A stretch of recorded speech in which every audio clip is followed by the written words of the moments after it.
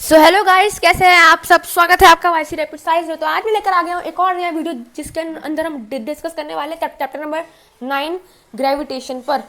तो चलिए शुरू करते हैं। ये मेरा पहला फिजिक्स का चैप्टर है, तो प्लीज़ लाइक कीजिएगा, शेयर कीजिएगा और सब्सक्राइब कीजिएगा।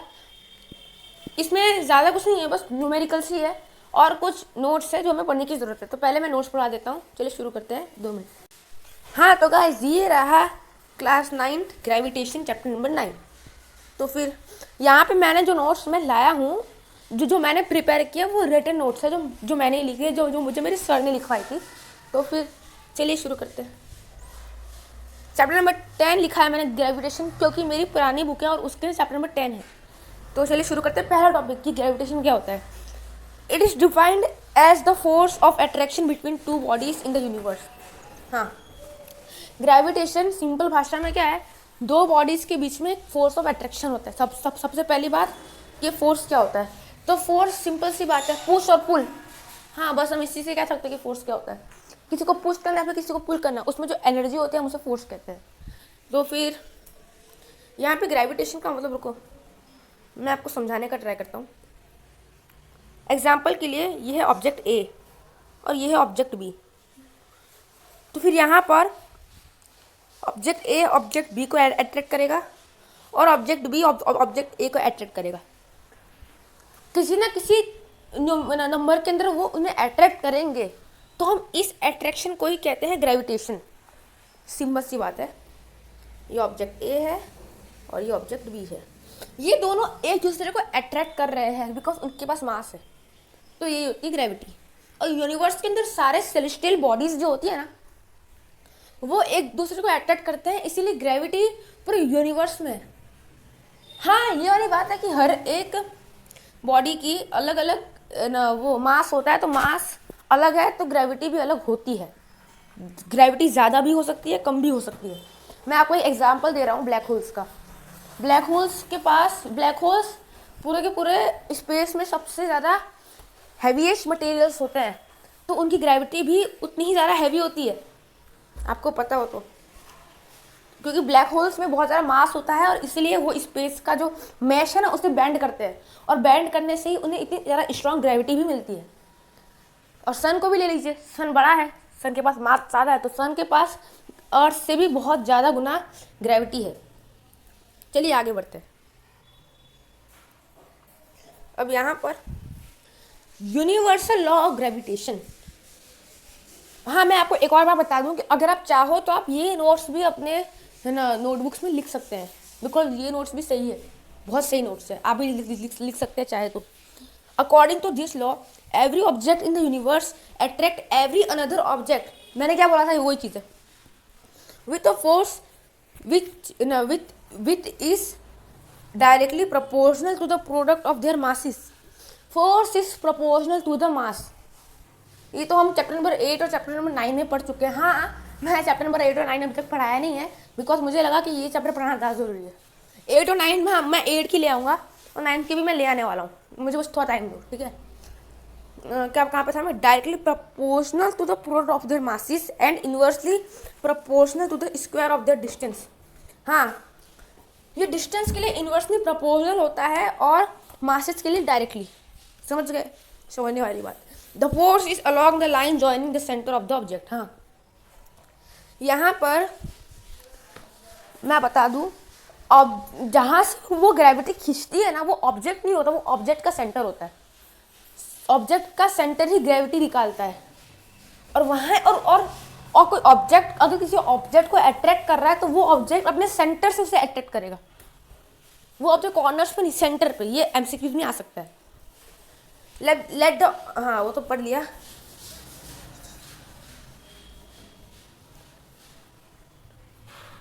हाँ पढ़ लीजिए। Let the object A and B of masses m1 and m2।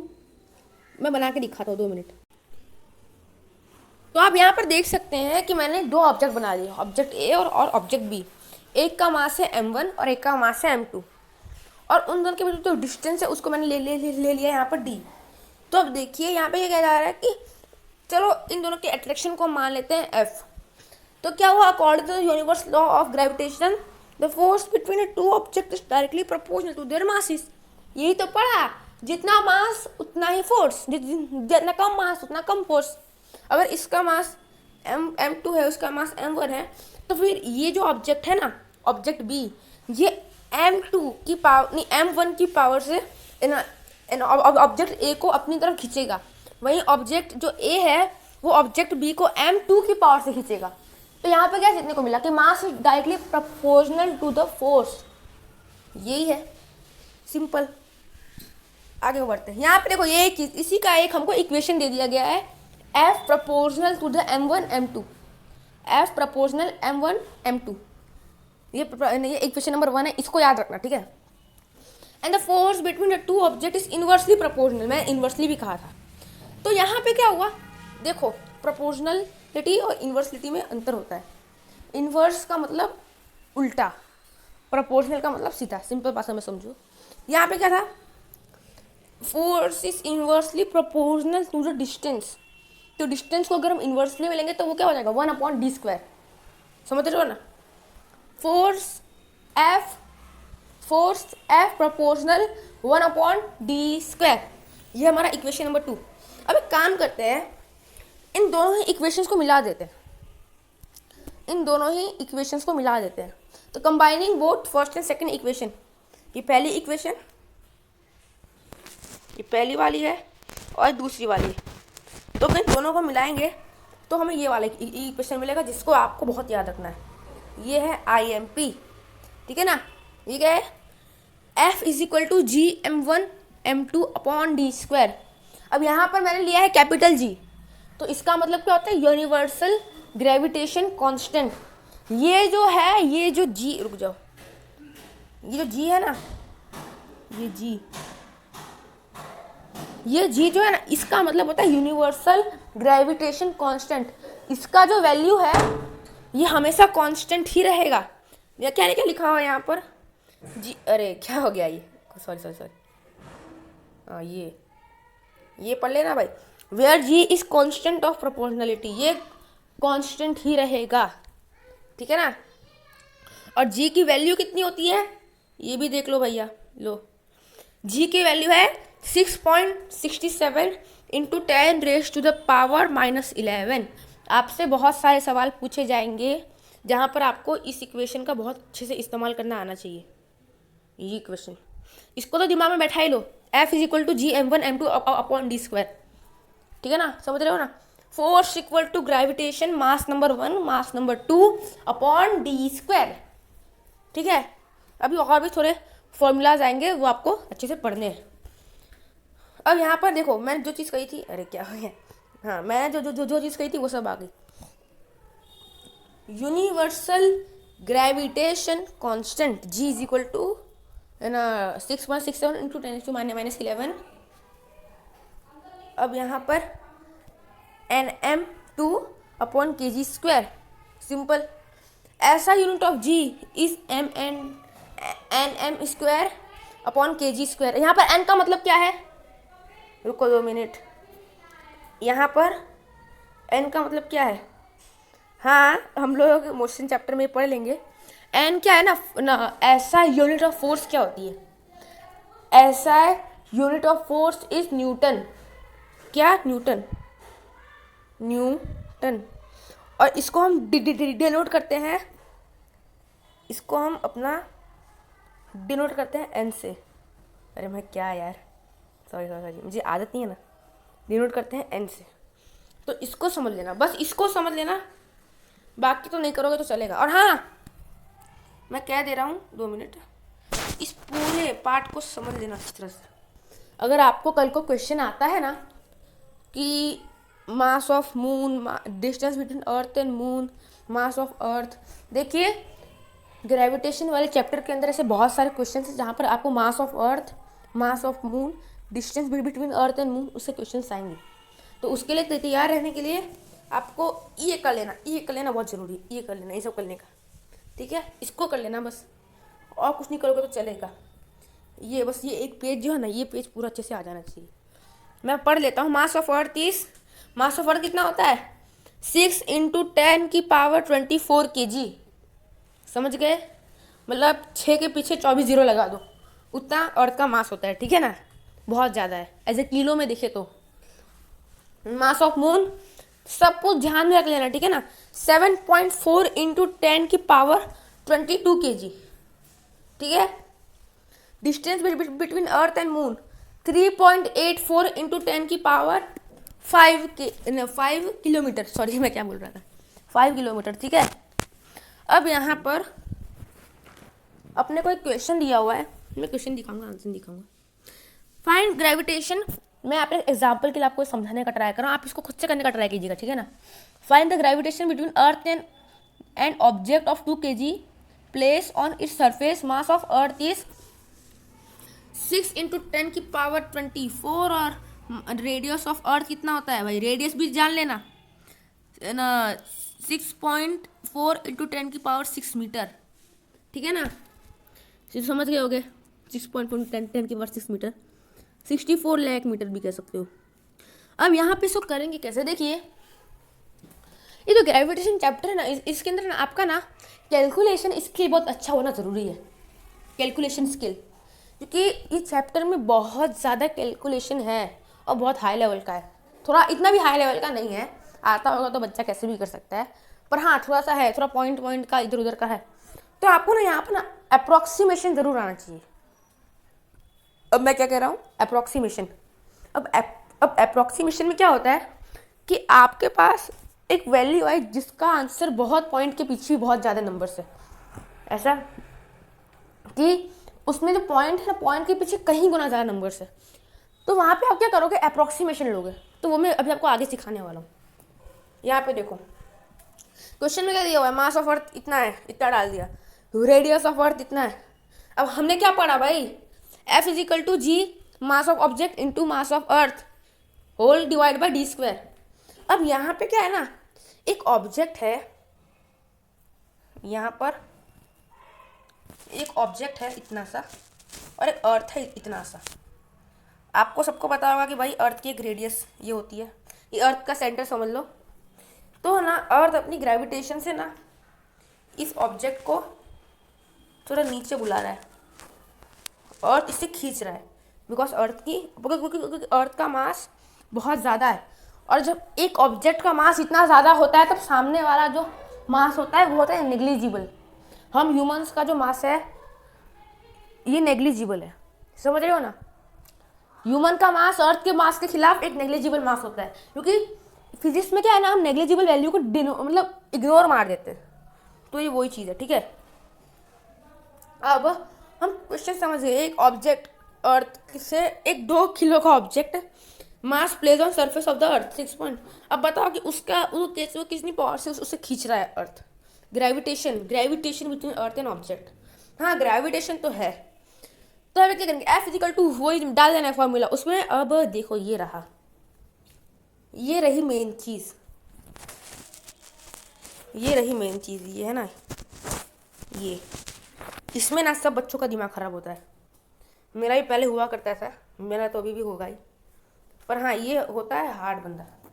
देख रहे हो 6.64 into 10⁻11 into 2 into 6 into 24 raise to power 24 whole upon 6.4 into 10⁻6 whole square. तो यहाँ पे क्या करोगे, सिंपल सी बात है, आपने मैथ्स में पढ़ा होगा कि जब यहाँ पर ना a का वैल्यू n इंटू a का वैल्यू m, तो यहाँ पे क्या होता है कि a का वैल्यू m प्लस n हो जाता है, ये तो आपने पढ़ा होगा, ये अपना इसमें आता ही है ना ऐसे भी। हाँ तो यहाँ पर सिंपली हम देख सकते हैं कि जब 2 वैल्यूज़ जो होती है उनका जो पावर होता है मल्टीप्लिकेशन में होता है तो वो प्लस हो जाता है। तो यहाँ पे वही चीज़ हमने करी कि यहाँ पर 6.67 इंटू 12, अब 12 कहाँ से आया, 2 इंटू 6 = 12 होल्स उसके बाद यहाँ पर आ गया whole 10⁻13 24 plus minus 11 plus minus 24 minus 11 13 हो गया, डिवाइड बाय 6.4 इंटू 6.4 इंटू 10⁻11 नहीं 12 लिखा है, 6 2 से कितना होता है 12 होता है, तो यहाँ पर 12 डाल दो और 6.4 का डबल है तो मतलब 6.4 इंटू 6.4।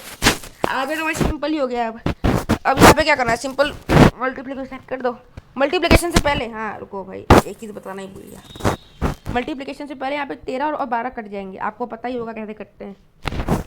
ये कि अगर दो, अरे क्या गलती से, A M upon A M या फिर ए एम एन, तो यहाँ पे क्या होता है ए एम माइनस एम, ऐसे ही कुछ होता है ना। तो इसीलिए इसी के वजह से यहाँ पे 12 में से 13 में से 12 कट जाएंगे तो बचेगा कुछ नहीं, 10 बचेगा। अब क्या किया मैंने, 6.67 को 12 से मल्टीप्लाई कर दिया, 80.04 मिला मुझे।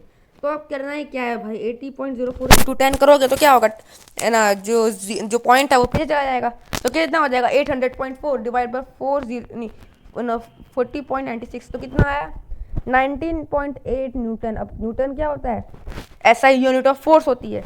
तो कितना है 90, मतलब जो अर्थ है वो ऑब्जेक्ट को 19.8 न्यूटन से अपनी तरफ खींच रहा है। ठीक है, समझ गए। एक और क्वेश्चन ले लेते हैं यहाँ पर, if the distance between mass of two object is increased by 5 times. अच्छा, ये तो 5 टाइम इंक्रीज कर रहा है।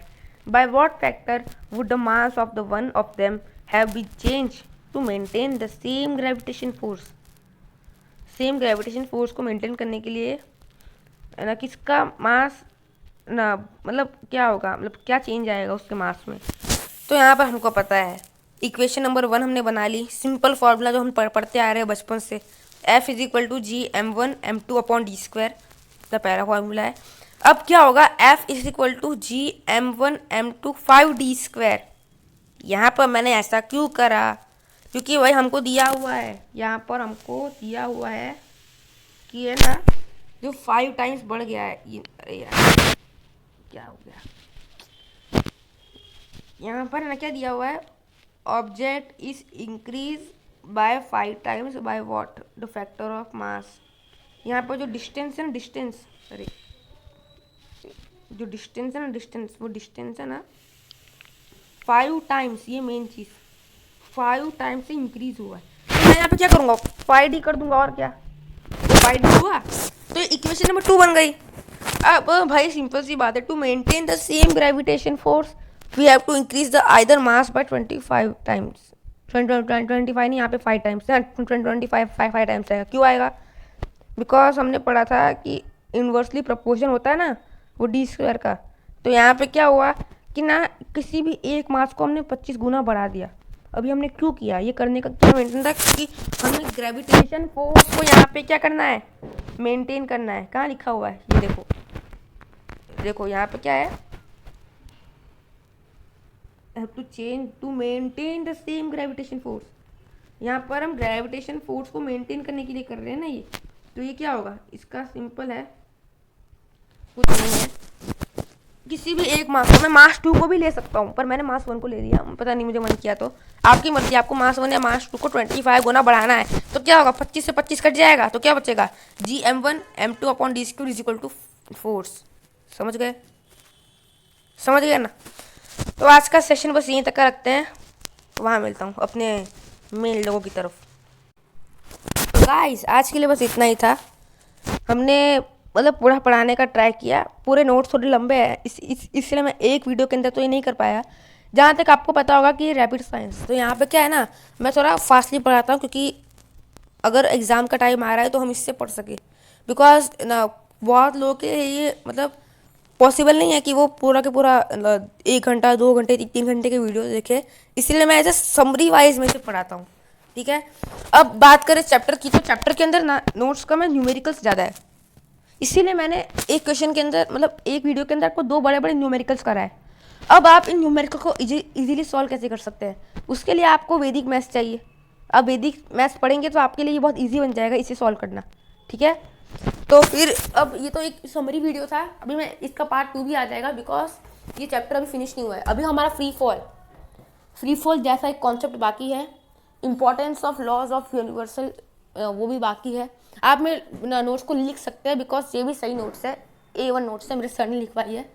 तो ठीक है, इस वीडियो को भाई लाइक कीजिए, शेयर कीजिए और सब्सक्राइब कीजिए। भाई पहला फिजिक्स का वीडियो था, 2 मैंने क्वेश्चंस भी ले लिए। मैं टॉपिक पढ़ाता हूँ और उसके बाद उसी की रिलेटेड क्वेश्चन कर लेते हैं। और हाँ, आपको ये न्यूमेरिकल्स की प्रैक्टिस तो करनी पड़ेगी, बिकॉज ये न्यूमेरिकल्स नॉट दैट ईजी, इतने भी आसान नहीं है कि ऐसे ही निकल जाएंगे। ये दे आर सम हार्ड, मेरे थोड़े हार्ड है, इसीलिए आपको थोड़ा प्रैक्टिस की तो ज़रूरत होगी, पर तो भी हो जाएगा। तो ठीक है, आज के लिए बस इतना ही। मिलते हैं आपसे अगली वीडियो में, तब तक के लिए बाय गाइस। सब्सक्राइब कर देना।